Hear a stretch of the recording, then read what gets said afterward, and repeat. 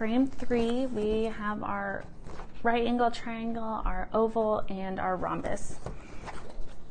And this is the activity, the poker activity. And this is from my free reading curriculum.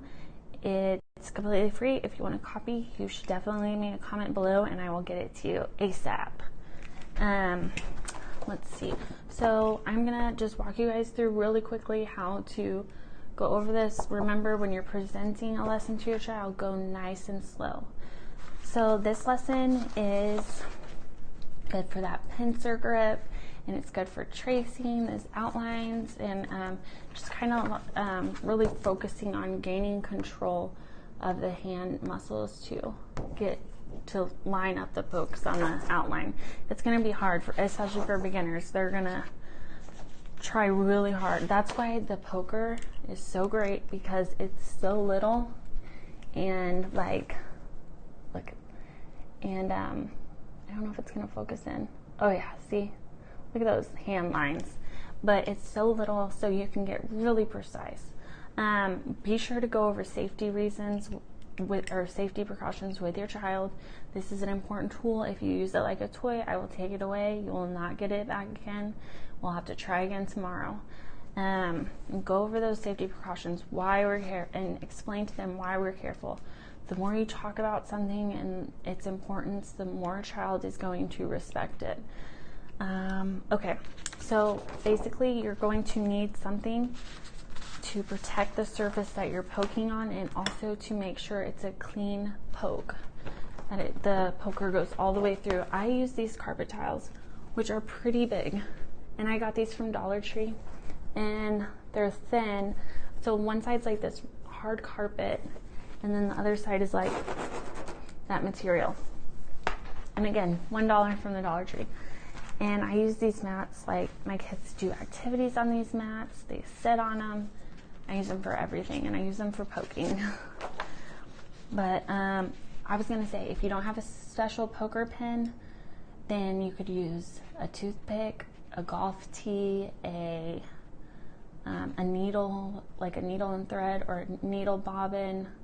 I don't know, there's hundreds of different things you can use. If you're having trouble coming up with something, leave me a comment below or send me an email, and I will get something, think of something that's in your house that you could use. Oh, like a fork. You could use the fork prong, but again, that's going to be kind of harder for your child to line up all four. Okay. Oh, and the reason I love this is because I got it from Amazon, and I think it's $4 to $6 in that range. But I love it because, one, it has control and safety, so like you can lock it in place where you want it. And then two, this material is like rubbery, so it's easy, it gives you a good grip, and I just love it. It feels nice too.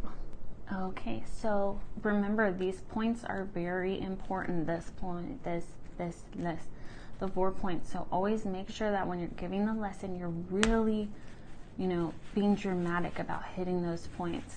Take your time at that point. Show your child that there's significance and importance there. And then you'll just encourage them to poke. Now, the reward for this activity is the tactile part of it. When you flip the page over, can you see those dots? Yes, you can feel it. And they love the feeling of this. My 4-year-old will literally, like, every poke he does, he will turn it over and feel it. And kids love this activity. It's so much fun, and it's so good for them pre-writing and just building those fine motor muscles in the hands. Again, if you think your child, there's that point again, so I'm really emphasizing that. If your child might become overwhelmed because this is so many dots to punch, go ahead and space it out a bit. It's still going to make the connection on the back.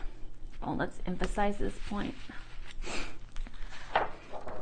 See, even though they're spaced out, you're still seeing the shape that it's creating. Look at you can tell I really did emphasize those. These look like those things. What's that? Like, oh, it's like a phobia with the little holes. Like, I see people put them on like blackhead ads and stuff. Even if they wanted to space it out even more, you're still going to be able to see the line and feel it. There's that corner again. Just want to show you guys. See, you're still going to be able to tell what the shape is. You know your child, you know what they're like, so you know how to teach them, and you'll know what they like best.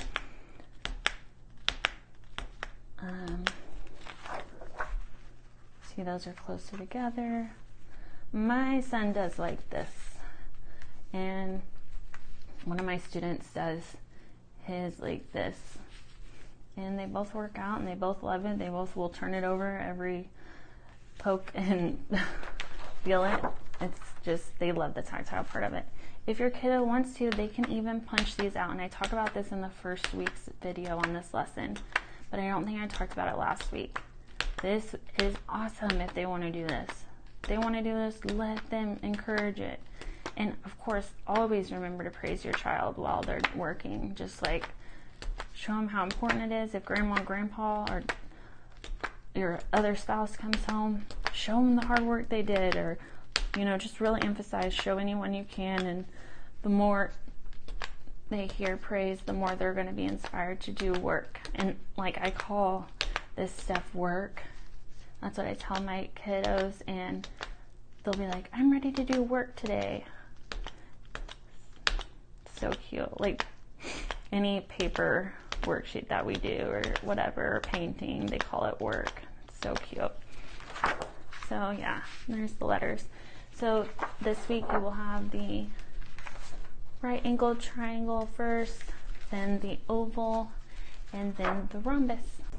If you guys like this exercise and you would like to get a free copy of my reading curriculum, leave a comment below and I will get it to you. If you enjoyed this video, give me a thumbs up, and don't forget to subscribe for more educational resources.